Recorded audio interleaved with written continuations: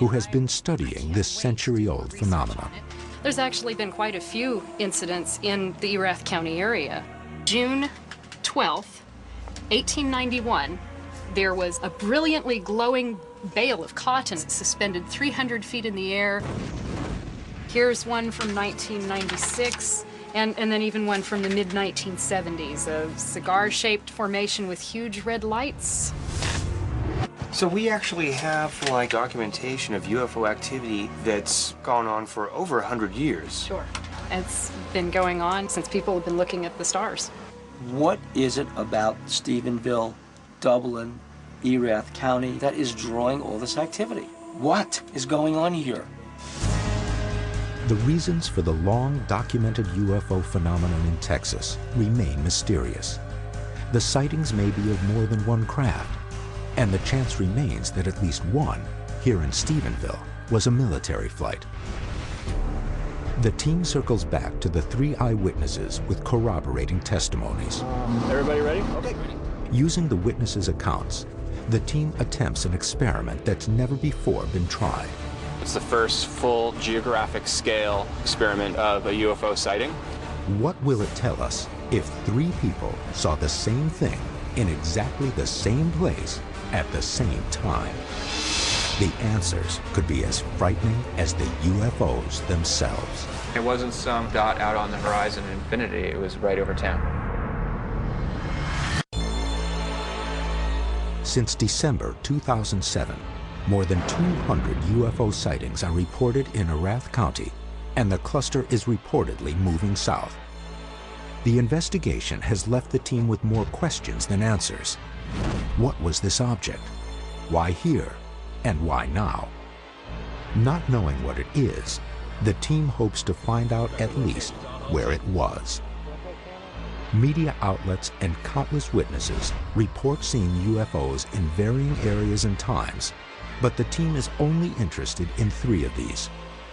The reports from January 8th between 8 and 9 p.m.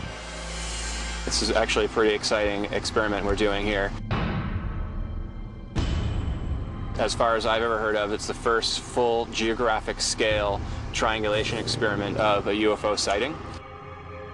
If the 3 sight lines of the witnesses intersect, then the team can scientifically pinpoint where the unknown object was located. Is that location over a military operations area?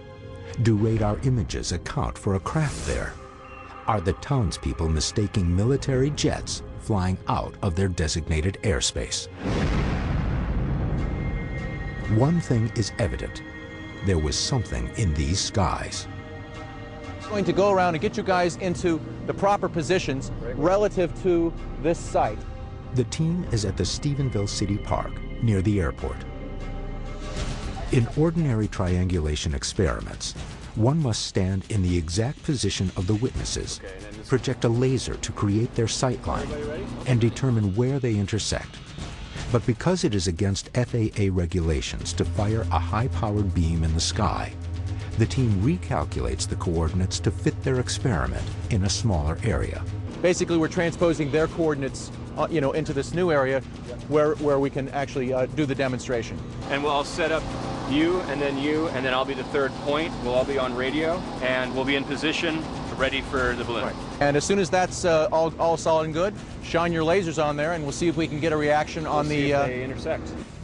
With the support of the Stephenville Fire Department and a number of spectators, the team takes their positions in the park. Okay, here's our GPS coordinates, lat and lon, right there. Yep, okay, so, yep, that's your direction. Just remember that direction. Gotcha. Jeff and I will go to his position. I'll set him up there. I'll go to the 3rd. We're all on radio, and when the time's right, we'll shoot the lasers. I'll be here. What we have here is a 8-foot weather balloon. When we get this balloon positioned to where our eyewitnesses believe they saw the UFO, they'll hit the balloon with the lasers, and we'll have confirmation that, by gosh, that's where the UFO was.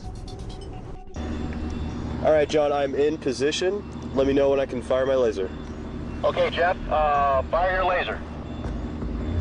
Okay, Ted here, training my laser. See all the lasers, you gotta keep it on there, keep them steady.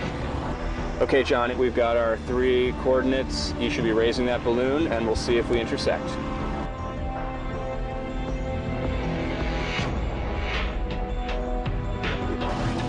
Now that looks like it could be a UFO. It's looking good. All right, all 3 are on there? Yep. The team successfully triangulates the object. According to the team's findings, on January 8th, around 8 p.m., an unidentified object was approximately 2 miles east of Stephenville, near Clark Field Municipal Airport. It hovered at an altitude of around 1,000 feet. No military operations area falls within this radius. The Brownwood MOA border is 9 miles southwest. And according to recently released FAA radar data, no known military or commercial aircraft were in the area of the UFO that night. This really leaves me, wondering what's going on in Stephenville. What numerous witnesses claim can be scientifically validated. But was this object extraterrestrial? The only thing I could think of to describe them was UFOs. And I have no idea what it is. I thought they were F-16s flying in formation, but the only thing about it, I never heard a noise, though. The strange thing about it, after the object disappeared, my dogs, they act like they're scared half to death. And I've never seen my wolf act like that.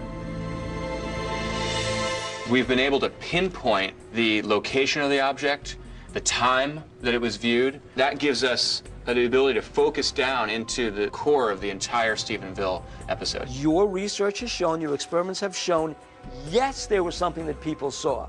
It is not an illusion, it is not a myth, it is not a hoax, it is not makeup. That object exists. But was it an extraterrestrial spaceship? We can't prove that. But in this time of national security, what would be hovering over an airport that is not an airplane? What was the scorching bright orb that James Hughes witnessed, or the beam of light witnessed by others?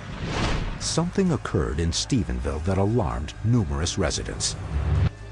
City Councilman Mark Murphy reports one story spreading throughout the town. I have a contact in the military who told me that this was most likely some sort of cloaking device that they're working on. They do have a cloaking device that bends light. It's large enough for a soldier, and the only way to track it is with lasers.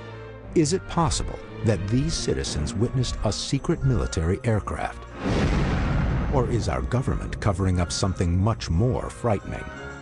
Imagine if it did turn out to be aliens from outer space. There'd be rioting in the streets and probably the end of our civilization as we know it.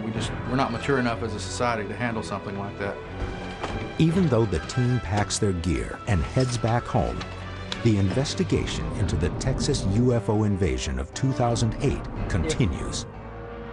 Residents of Corpus Christi, a town 350 miles south of Stephenville, report seeing an object not of this world.